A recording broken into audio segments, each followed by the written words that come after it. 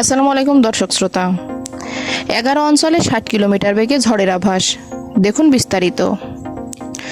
দেশের 11টি অঞ্চলের উপর দিয়ে 45 থেকে 60 কিলোমিটার বেগে ঝোড়ো হাওয়া বয়ে যেতে পারে। তাই সেসব এলাকার নদীবন্দরগুলোই তোলা হয়েছে সতর্ক সংকেত। সোমবার এমন পূর্বাভাস দিয়েছে আবহাওয়া অফিস। প্রিয় দর্শক, আমার এই ভিডিওটি যদি আপনার ভালো লেগে থাকে তাহলে লাইক, কমেন্ট ও শেয়ার করতে ভুলবেন না।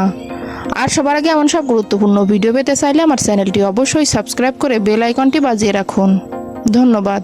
আবহাওয়াবিদ মোহাম্মদ মনোয়ার হোসেন জানিয়েছেন, রাজশাহী, পাবনা, রংপুর, বগুড়া, টাঙ্গাইল, ময়মনসিংহ, যশোর, কুষ্টিয়া, চট্টগ্রাম, কক্সবাজার এবং সিলেট অঞ্চলসমূহের উপর দিয়ে পশ্চিম বা উত্তর পশ্চিম দিক থেকে ঘন্টায় 45 থেকে 60 কিলোমিটার বেগে অস্থায়ীভাবে দমকা বা ঝোড়ো হাওয়া সহ বৃষ্টি বা বজ্রসহ বৃষ্টি হতে পারে।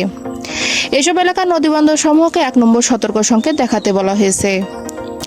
অন্য এক পূর্বাভাসে বলা হয়েছে, লঘুচাপের বর্ধিতাংশ পশ্চিমবঙ্গ থেকে উত্তর পশ্চিম বঙ্গোপসাগর পর্যন্ত বিস্তৃত।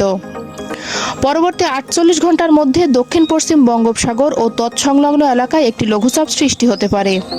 পরবর্তীতে এটি ঘনীভূত হতে পারে।